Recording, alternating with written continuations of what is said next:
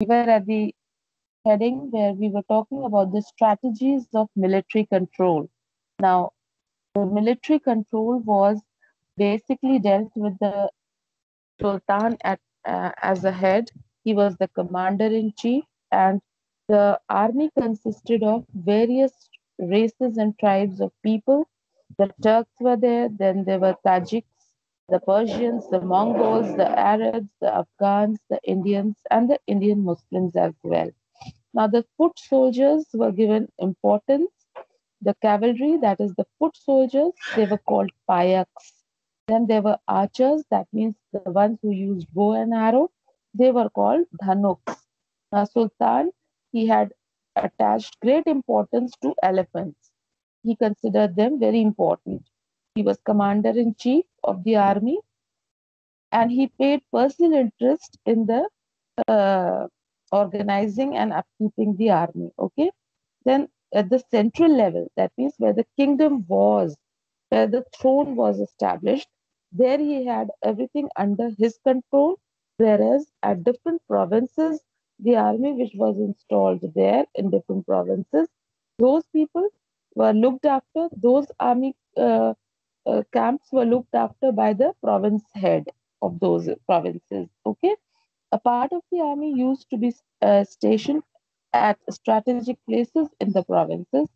Forts on the frontier were garrisoned with several troops. Okay, so the provinces also had army, and they looked after those provinces at the strategic points, plus the forts and every place of strategic importance. That means the place where you knew, okay, okay, now the border has finished, and maybe there could be an attack from the outsiders. There, special forces were also installed so that they could go around and have a proper firm look about the working of the other enemy. Okay, now the sultans were adept in military strategy. The art of ambushing and surprise attacks were commonly resorted to. Now, even the sultans were the fighters, they were well equipped with military strategies. They believed in surprise attacks where the enemy was taken aback. There was a traditional practice of dividing the army into several divisions on a field of battle. The military officers were paid by assignment of land revenue, while the individual troops were paid in cash. So now those army officials who were old people who were working since years, who were there as holding important military posts in the army, they were given land revenues as a salary. Whereas the not permanent soldiers who were just there for few years, they were paid cash. Okay, they were given the money for the work they did. Now we talk of the next heading, the court. Now the sultans maintained a splendid court in order to carry out the day-to-day business and to receive the visitors. The officers were given seats according to their seniority. The royal court was generally a part of the royal palace. According to Ibn Battuta, the visitor had to pass, just a second, I lost the line, had to pass through three heavily guarded gates. The court used to be a big hall, well decorated and furnished. Sultan Balban had introduced the custom of sajda and fabos. So now they are telling you about the court. The sultan, every sultan from Mamulik, that means the slave dynasty, till the Lodi dynasty, every sultan had a sultanate where the kingdom, where the royal family was, there they had the within the fort. Yes, there only within the fort they had the ability to station a uh, court also where the meetings, royal meetings took place, and there were seats according to the seniority of the people. That means the person holding high rank was given a seat higher in the royal court. Please switch off your mic. And the visitors, as told by Ibn Battuta in his book, Ibn Battuta is a writer. He has giving us the valuable source of information of the medieval times through his writing. And uh, through his writings, we know that there were three heavily guarded gates through which the visitors came to the court.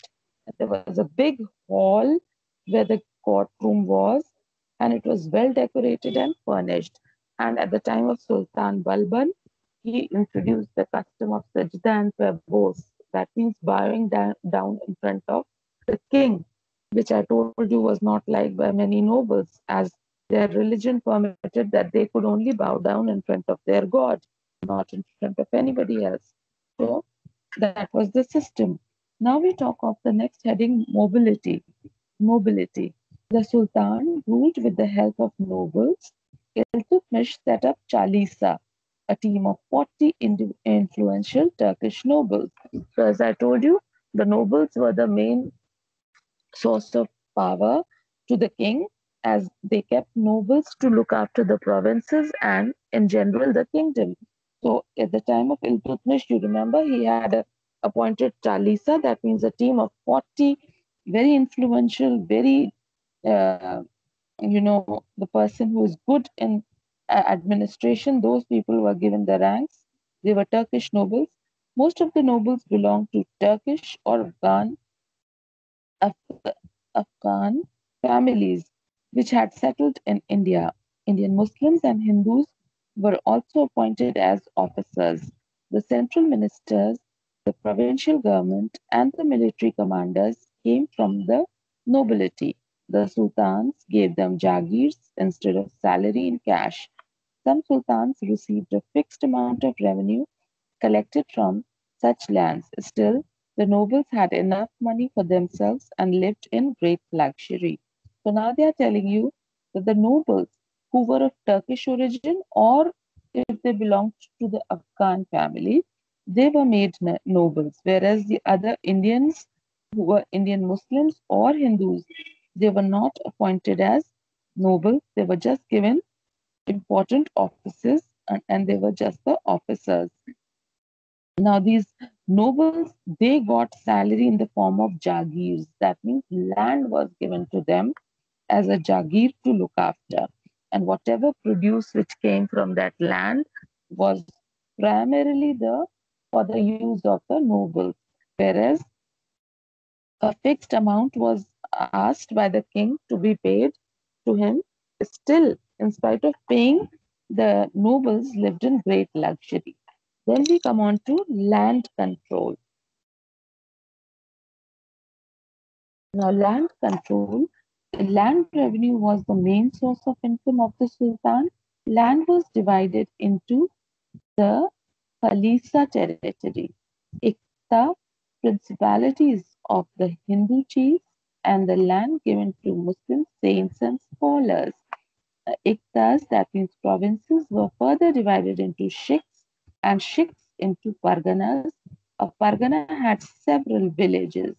Each shik was headed by an amil, that means revenue collector, and the village headman was called mukaddam.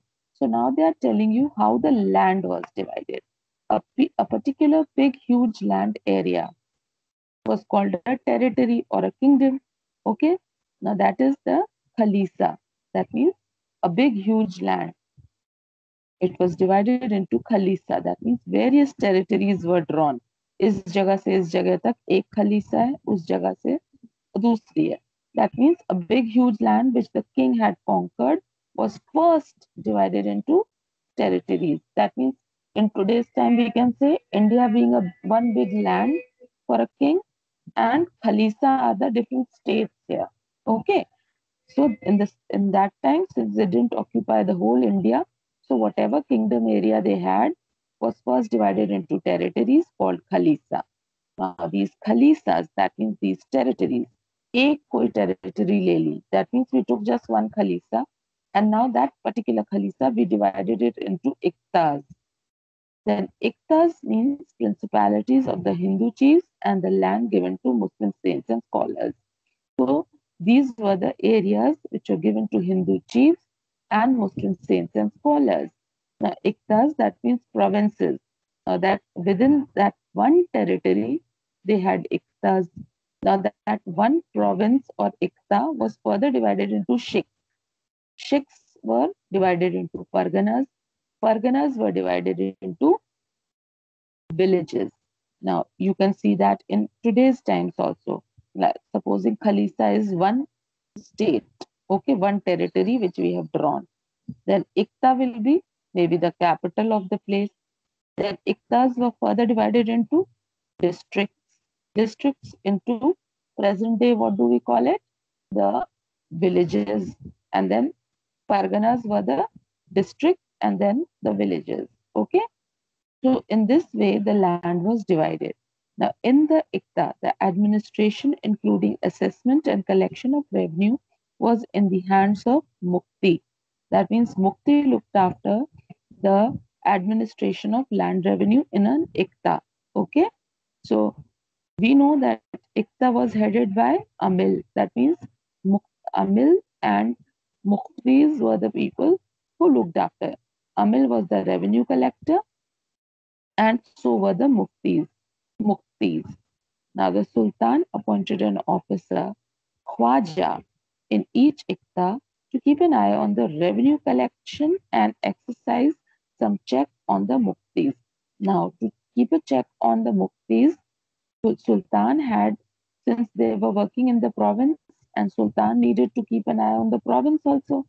Okay, so what he did was he appointed one person to look after that. And who was that? Khwaja. Now, Khwaja was to keep an eye on the work done by the Ikta chiefs, that is Muktis.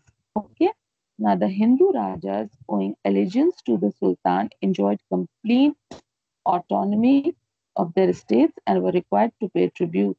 Now, the Hindu Rajas and the other kings also, who were not conquered by the Sultan, but they were, supposing they attacked the Hindu Rajas, they went there and Sultan was victorious. Yet, while returning, he gave away the land back to the Rajas, saying that you will pay me a tribute. That means annually you will pay me some amount. So those kings were not asked to divide their kingdoms into iktas. They were given free charge, and no Khwaja was appointed to look after their work. They were just paying the annual tribute.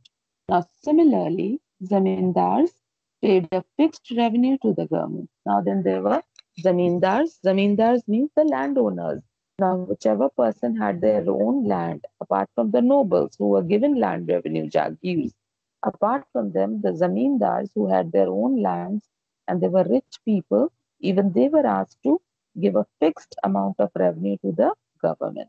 Now, there was a separate agricultural department known as Diwane Amir Kohi, which looked after the work of land revenue. Now, the agricultural area was also looked after. The land of the agricultural area, whichever land was more fertile, had to give more land revenue. Whichever land was less fertile, gave a lesser amount of land revenue on the agriculture, and this was looked after by Diwane Amir Kohi.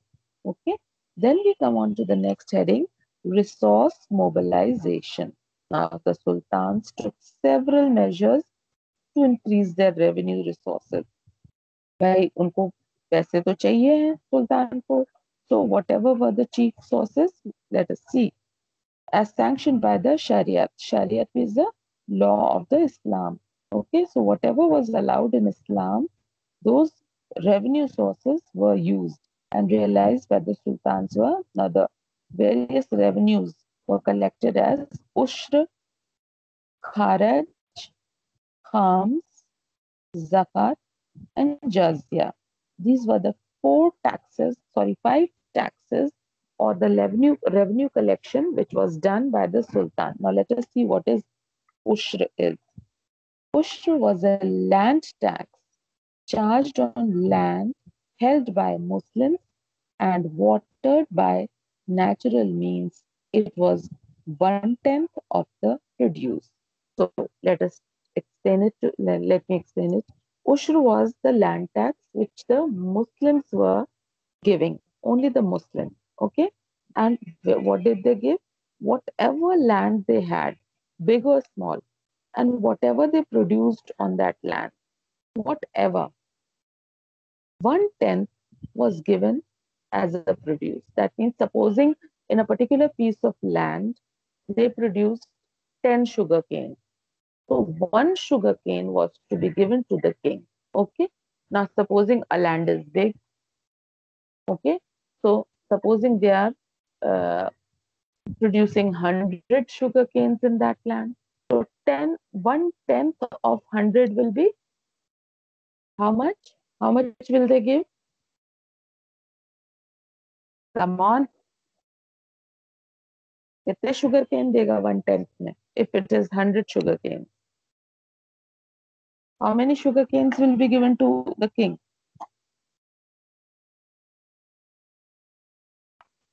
I hope you can hear me.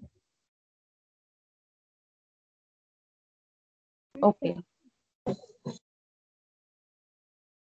कितने देगा बताओ? Only one child is right. Answer me. Ma'am, Pardon?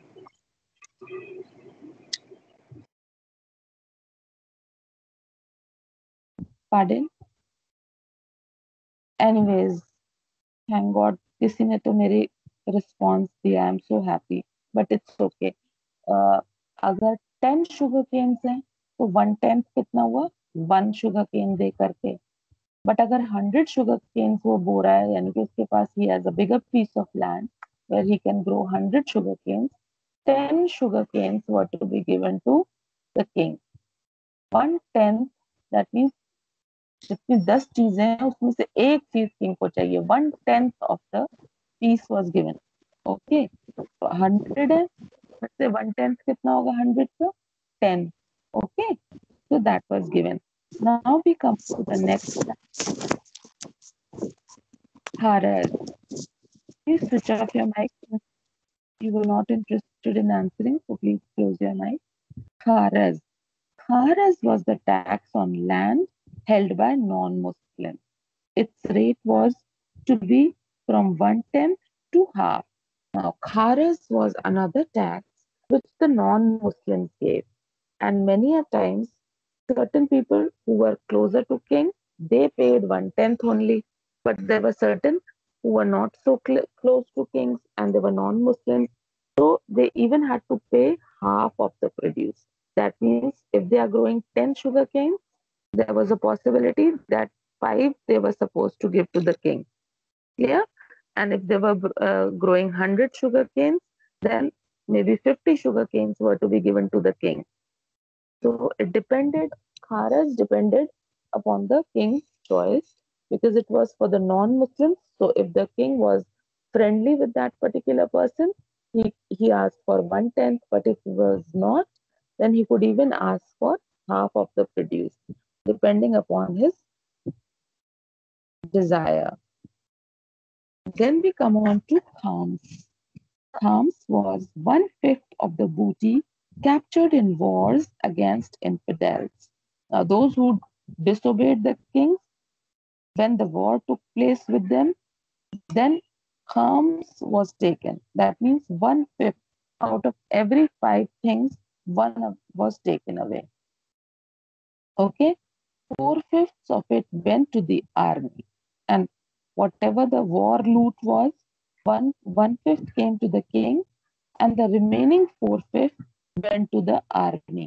That means out of 5, maybe 5 gold pieces after the war was over from the defeated side, 1 gold piece was given to the king, and fourth went to the army. Okay, so that was khams. Now let's talk of zakat. Zakat was a religious tax levied upon Muslims only. It was charged on the property of its value if its value exceeded a certain fixed limit. So now zakat was a tax which was levied again on Muslims, and it was a property tax where if they had a particular property, if it exceeded the limit, then they had to pay the tax. If they had property but it was within the limit, then they didn't have to pay tax. Okay.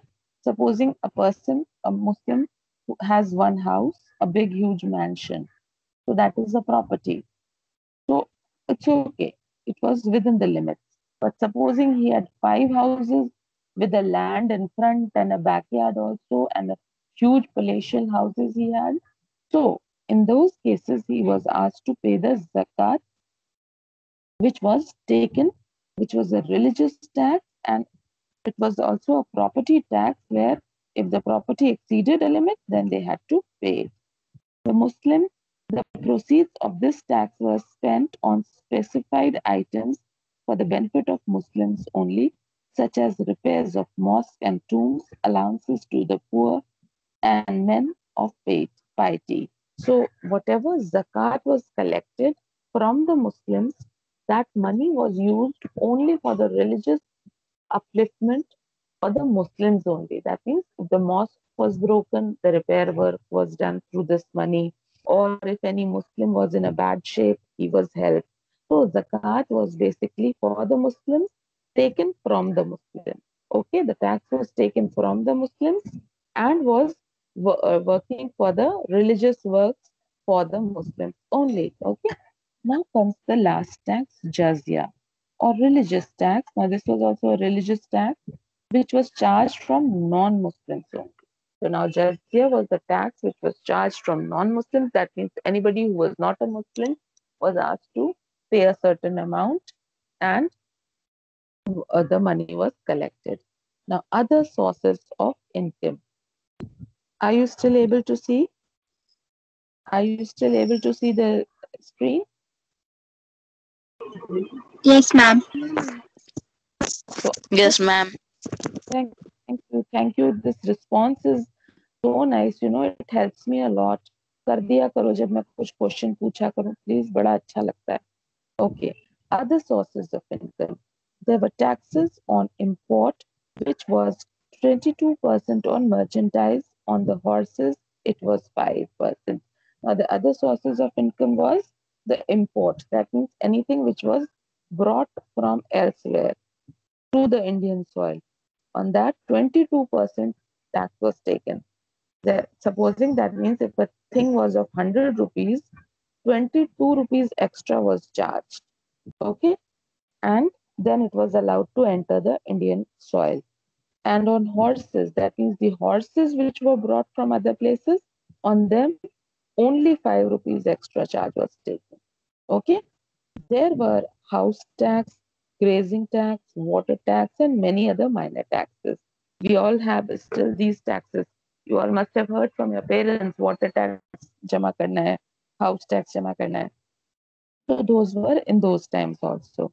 The state charged one-fifth of all minerals and one-fifth of treasure acquired by an individual, presents and gifts to the sultans by the people, officers, nobles, and subordinate rulers comprised the other source of income.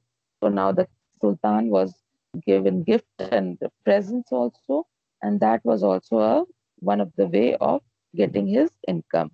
Okay, so since I don't want this video to get very long, I will just cut this video and then I'll